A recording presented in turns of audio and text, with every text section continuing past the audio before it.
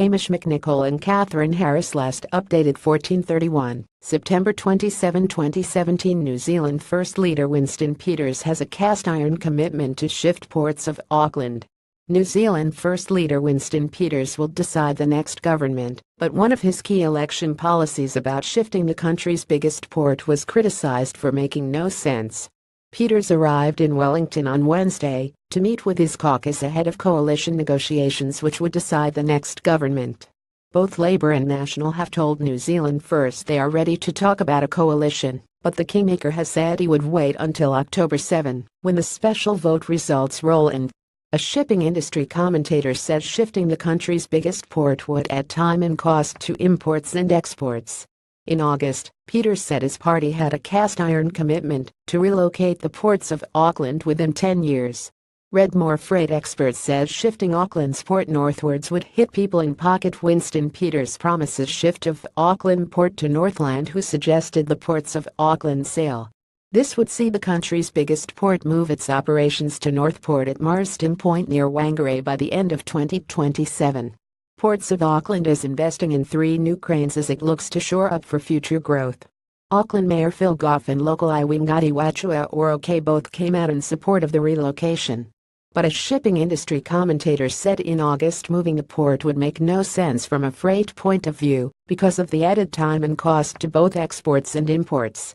For a port, you really want to be as near as possible to your target market that you are serving, Dave McIntyre said.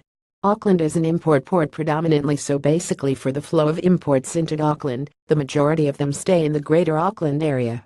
He said Northland would also be ill-equipped to handle up the volumes unless it had a rail link. If you don't have a rail line, you can just imagine the truck traffic that would require. To be honest, I don't think that would be tenable. McIntyre said moving things to Northland also called into question the port's present strategy, which involved inland hubs in the Waikato and Manawatu. A council report suggested shifting the port to the Firth of Thames or Manukau, and McIntyre said that would keep costs down, but both options would require major infrastructure investments. Manukau was also on the wrong side of the country for many international shipping lines which traveled down the east coast to other ports. But McIntyre said there would come a time in about 40 years when ports of Auckland did reach its capacity, and it was unlikely to get consent to expand either into the harbour or on land. Already growth was evident, with ports of Auckland reporting a 5% rise in container volumes in the last year and a 20% jump in imported cars, which was placing pressure on the wharves. Port Chief Executive Tony Gibson said in August the company had been asked to investigate the idea of removing cars from the wharf and shipping them into Northland, but the carbon emissions did not make it worthwhile.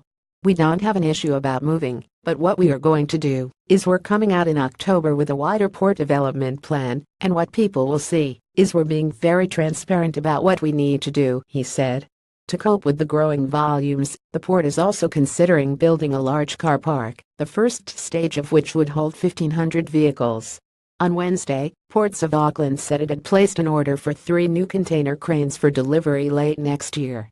These would be used on its new deepwater container berth and would ensure it had the infrastructure to meet the growing needs of Auckland and the Upper North Island, Deputy Chief Executive Wayne Thompson said. The new cranes are part of our strategy to grow our container throughput while respecting Aucklanders' desire to protect the Waitemata Harbour. It is a sustainable solution. Stuff.